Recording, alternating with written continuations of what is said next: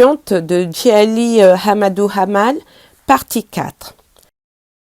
La veille du mariage, Haladji Issa envoya des dizaines de sacs de noix de cola et des cartons de bonbons et des friandises en vue de la cérémonie qu'on appelle le Tegal.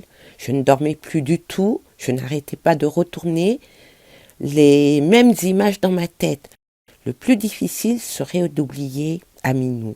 Y parviendrais-je un jour et avais-je réellement envie de l'oublier? Son souvenir était vivace et doux, je me sentais seule.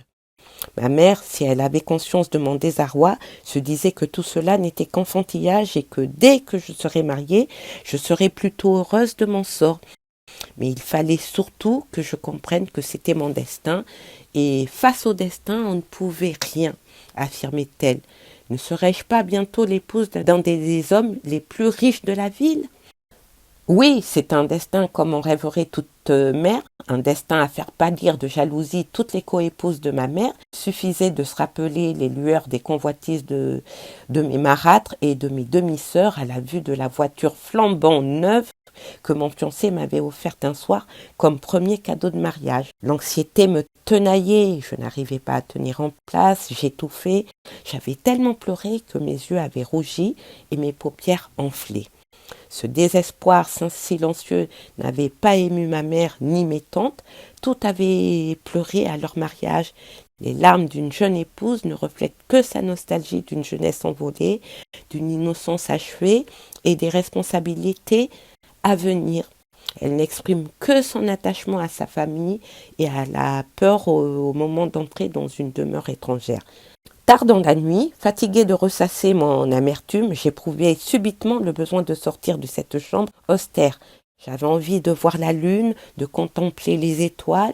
Je les reverrai certainement dès là où je serai, mais auront-elles toujours le même éclat ? Et l'air sera-t-il toujours aussi pur? Et le doux fredement du vent léger entre les feuilles des nimiers sera-t-il aussi chargé de senteurs fraîches et délicates? Et le sable sera-t-il toujours aussi doux sous mes pieds? Toute la maison dormait. Ma mère avait fini par s'écrouler sur le petit matelas du salon, terrassée par la fatigue. Plusieurs femmes passaient cette nuit à la maison. Certaines dormaient à même le tapis. De peur de les réveiller et surtout qu'elles ne me surprennent et ne me retiennent, je les enjambais silencieusement. Comment profiter de ces dernières heures de liberté et dire que le lendemain, à la même heure, je devrais partager le lit d'un inconnu?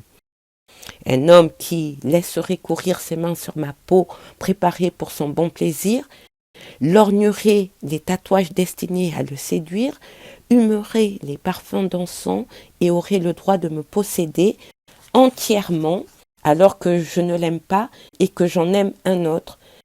Comment accepter que je quitterai ma maison et ma famille pour appartenir à un autre? Et si au moins tout cela finissait demain? Mais le mariage ne se réduit pas à la cérémonie, il dure toute une vie. La nuit était calme, fraîche pour la saison et le ciel parsemé de milliers d'étoiles. La lune illuminait la ville et l'on voyait comme en plein jour. J'aurais voulu une nuit noire, aussi effrayante que cette angoisse qui m'enserrait la gorge et me nouait l'estomac. C'était fini, je ne pourrais plus jamais sortir quand je le désirerais, jamais finir mes études, c'en est terminé de mes rêves d'université. Prisonnière dans une cage de luxe, je ne pourrai jamais être pharmacienne. Jamais je n'avais été aussi seule. Au moment où je regagnais la cour commune, j'aperçus Hindou. Elle se tenait devant l'appartement de sa mère. Nous n'avons jamais été aussi proches que devaient l'être des sœurs, même si nous sommes nées de la même année et avons été inscrites à l'école ensemble. La première année d'innocence, elle avait été ma meilleure amie. Mais au fur et à mesure que nous grandissions, nous avons pris chacune fait et cause de nos mères respectives dans les querelles qui les opposaient sans cesse. Mais ce jour-là, nous partagions le même destin, et Hindou relâcha sa défiance à mon égard. Tourmentée, elle leva vers moi son visage assombri par des larges cernes qui trahissaient des nuits blanches répétées. Elle me fit un signe de la main et m'entraîna dehors dans la grande cuisine. D'énormes marmites de sauce à la viande mijotées sur des braises, prélude au festin de la mariée qui s'annonçait. L'endroit était encore calme car l'aube pointait à peine. Hindou frissonna malgré la chaleur qui régnait, frotta ses mains l'une contre l'autre et les approcha du foyer. Me tournant le dos, elle demanda d'une voix sourde: « Alors, qu'est-ce que ça te fait de te marier aujourd'hui? Tu as peur ?» « Je suis triste. Pourquoi cette question? Tu as peur, toi ?» Elle se retourna vers moi et à ma grande stupéfaction, un torrent de larmes jaillit de ses yeux. Préoccupée par mon propre sort, je ne m'étais pas attardée sur la situation de ma sœur. Je pensais qu'elle s'était accordée avec son fiancé, qui n'était autre que le fils de notre oncle, Moussa. Je croyais qu'elle était amoureuse de lui et de toutes les manières, il me semblait qu'elle était plus chanceuse que moi. Moubarak avait à peine 22 ans et n'était pas laid, bien au contraire. « J'ai peur de lui, murmura-t-elle. »« Peur? Mais pourquoi ?» N'était pas au courant du problème qu'il a eu avant que son père ne demande sa main pour lui. Moubarak était tombé dans l'alcool et ne s'en cachait pas. Il suffisait de sentir son haleine fétide pour savoir à quoi s'en tenir.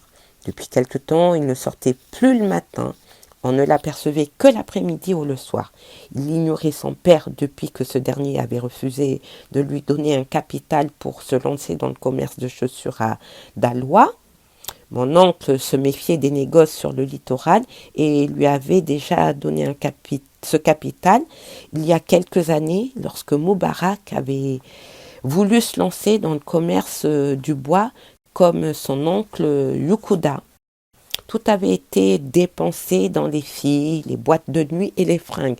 Pire, non seulement il était devenu alcoolique, mais il s'était mis à se droguer au tramadol, un puissant antalgique qui faisait ravage dans la population de Maroua. Toutes ces rumeurs demeurèrent sans conséquence jusqu'au jour où Moubarak, totalement ivre, abusa de la jeune domestique de sa mère. Sans défense, l'adolescente fut purement et simplement renvoyée dans son village avec pour seule compensation un billet de 5000 francs. Quant à Moubarak, son père décida qu'il était grand temps pour lui de fonder une famille. Il ne chercha pas très loin. Hindou était en âge de se marier et dans la famille, on admirait son caractère tranquille et soumis. Cela tombait bien. Son calme pourrait canaliser le trop-plein d'énergie de Moubarak. Les pères des deux jeunes entérinèrent leurs décisions sans consulter les protagonistes. Hindou continua. Un jour, il m'a entraîné dans sa chambre et il a voulu m'embrasser. « Quoi ?» fis-je scandalisée. « Et qu'as-tu fait ?» poursuivis-je fébrilement. Je l'ai repoussé, bien sûr, mais il me tirait par le bras. Alors je l'ai mordu jusqu'au sang et j'ai réussi à m'enfuir. Mais il m'a promis de s'occuper de moi lors de la nuit de noces. Oh mon Dieu, Ramla, j'ai si peur de lui. Tu n'en as pas parlé à ta mère? Que veux-tu que je lui dise? Ce n'est pas un sujet qu'on évoque avec sa mère, tu le sais. Hindou sanglotait, je me sentais désarmée devant une telle détresse. Ramla, je préférerais épouser cette Heladji Issa que Moubarak. C'est un voyou, j'ai peur de lui. Tu n'as de la chance, toi. La maison déjà se réveillait. Il était temps de nous préparer pour la journée la plus importante de notre vie.